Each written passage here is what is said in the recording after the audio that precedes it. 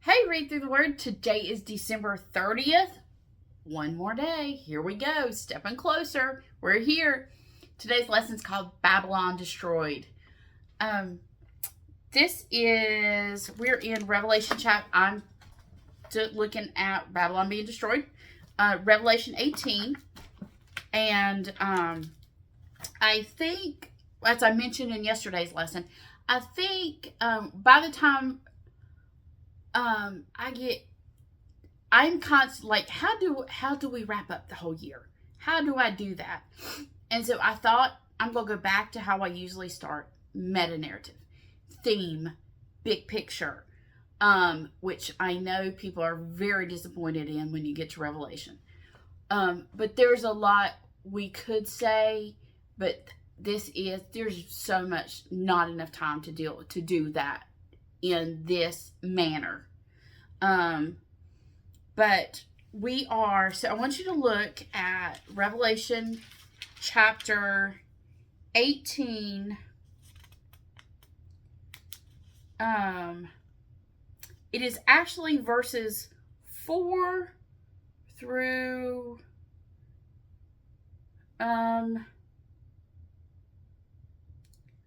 goodness gracious. It's actually the entire chapter from that point. So we're going to go through verse 4 through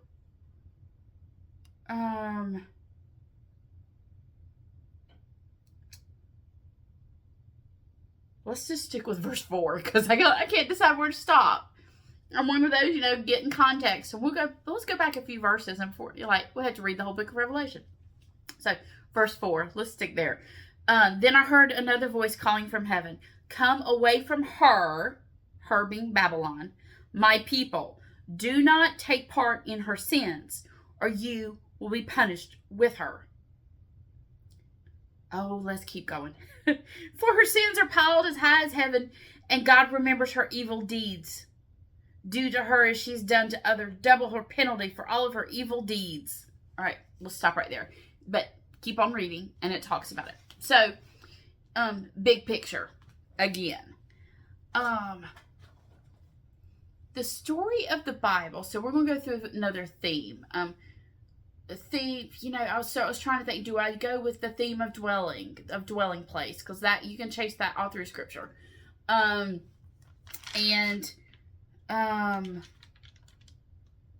That's the story of Jesus. There's so many different things we could look at. So I picked city, and because we're about to watch all of this and a new city come down. And so one of the stories going on in the Bible theme is the story of cities. The story of the Bible is the story of two cities. There's the city of God, and then there's the city of man. And the city of God, if you've ever read Augustine's The City of God, Confessions, City of God, books, early church father,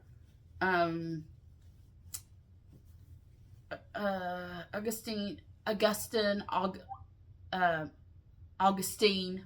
I'm trying to think how I hear it said around me. He was of Hippo, Northern Africa, and early in the church, and wrote two major works. One of them being City of God, and describes about how we're made for a different city, and really good. And then I usually shows up in my world literature class as an honors. Someone does honors level requirement, they could read City of God or Confessions. This idea of city of man and city of God. Now, Scripture tells us the story of cities, and if we had time, we would go through every single. I'm going to list these in your notes. The stories of different cities. There's the city of Enoch. No, not that Enoch, another Enoch. If you look in Genesis chapter 4, verses 16 and 17, this is the story of Cain. And Cain builds a city, names it after his son Enoch. This is not Enoch of chapter 5, who is also referenced in the book of Jude. Different one. There's the city of Babel in Genesis chapter 11. All of these we're about to start reading again in 2 days. The city of Sodom in Genesis chapter 13. The city of Jerusalem, which first shows up as Salem in Genesis 14:18 through Melchizedek, who is the high priest of Salem, which is Jerusalem. So, same city. It shows up again in 1 Chronicles 14 as the city of the Jebusites. And David takes it. And then we know it as Jerusalem. And that's in all of that happens in the book of 1 Kings. And then we have the city of Babylon that's in Daniel chapter 4. And so that's where we're going to look at that city of Babylon. I need to grab my another Bible, so hold on, y'all. I don't like to do this because y'all see the mess behind me. But it is, yeah, my room is still, so as you know, my Christmas tree is still up. And so this chair behind me normally sits in there, but I had to move it so I could get a Christmas tree in.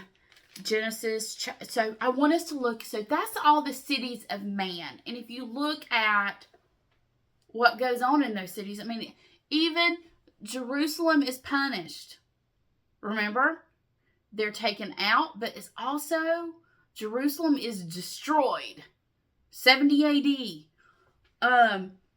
And so, and would take, it's still never back to what it is, but would take all through history until 1948 for the city to show back up again. So, and that's another talk for another day. So, I want you to turn in Hebrews. We're going to talk about the city of God for a minute, but I want to look at it in 3 different verses. So, in Hebrews chapter 13, verse 14, it says this. And I grabbed a Bible that is New American Standard. And it says this, that for here we do not have a lasting city, but we are seeking the city that is to come. So, I'm not making up things. This is the city that is to come, the city of God. Okay? Hebrews 12, verse 22 says this, but you have come to Mount Zion and to the city of the living God, the heavenly Jerusalem, and to myriads of angels. So, the city of God. And then Galatians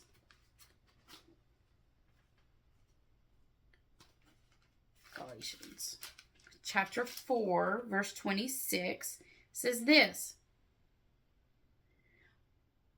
But the Jerusalem, let's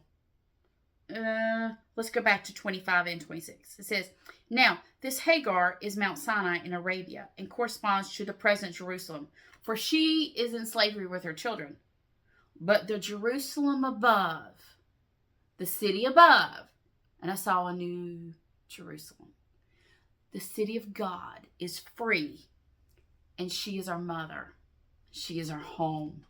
Okay, I added home. Okay, this is the city that will last forever, because all of the others will be destroyed. Now, so what Babylon, the destruction of Babylon in Revelation is talking about the last city of man. There have been a city of man since the beginning. Remember, we're looking at big themes since the beginning of Scripture. We're going to build a city and make our name for ourselves. That's what Cain did. That's what he did at Babel. Sodom. If you look at what those verses say, they're talking about why these cities were built. Babylon is full of idolatry, beauty, pleasures, and power. And its destiny is destruction. Understanding that Babylon is a picture of the city of man, of what man in our sin strives after. The lust of the eyes, the lust of the flesh, and the pride of life. The very things that lead to our destruction are what the cities of man are built on. And so the last city, as we end toward the consummation of all things, the redemption of all things, the consummation of all things, the city of man has to be destroyed. Christ will return, and he will put an end to Babylon, the city of man, the striving of man for wealth and power and idolatry and all the things. He will have it destroyed, and his influence over us will end. He will put an end to Babylon and its influence. He will put an end to Babylon's persecution of God's people. Because if you look at the stories of all the cities, it was for the destruction and the persecution of the people of the city of God. All the boasts of Babylon will be destroyed in God's judgment here in Revelation. So it's the begging of the question of which city do we desire? And it is one of the questions of why do we read the book of Revelation? I think my students, I've told y'all before that they're always asking questions about the book of Revelation. And, we stopped class to discuss them. And so my big discussion ended up, why do you want to know these things? I said, let's talk about this. Do we want to know so we can beat people up and say, I'm right about this and you're wrong? And I'm like, we're not going to know that till it happens. Do you want to have, because I had a student tell me they wanted to know stuff so they could have arguments with people and win them. And I'm like, no. That's a pride issue. That's not what we're doing this for. Do we read the book of Revelation so we can have our little time schedule, because we like to be in control of things? I know. I want to pinpoint when he's going to return, what's going to happen. Can I just, know everything so I can time it all out? Are we looking to Revelation to tell us when we can escape here, or is it because we're longing for home? Is it we're just tired of here, or that we really want home? Are we tired? Do we really like the city of man, but it's getting old and we just want it done? Or do we really long for the city of God? That's what Augustine's saying. Do we long for the city of God? Which city would we desire? Here's what Scripture tells us. We live in the city of man. We long for the city of God because that's our home. We're called to live in the city of man, to be of the city of God. Are we marching to Zion?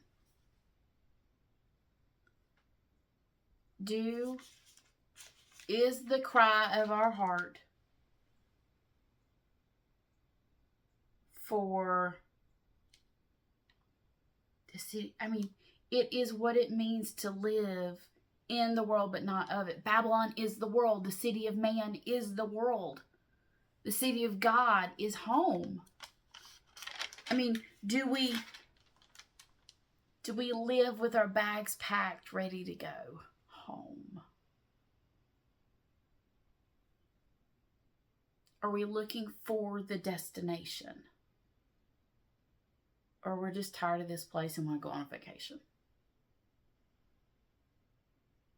That's what this is about. is we're marching to Zion, the beautiful city of God.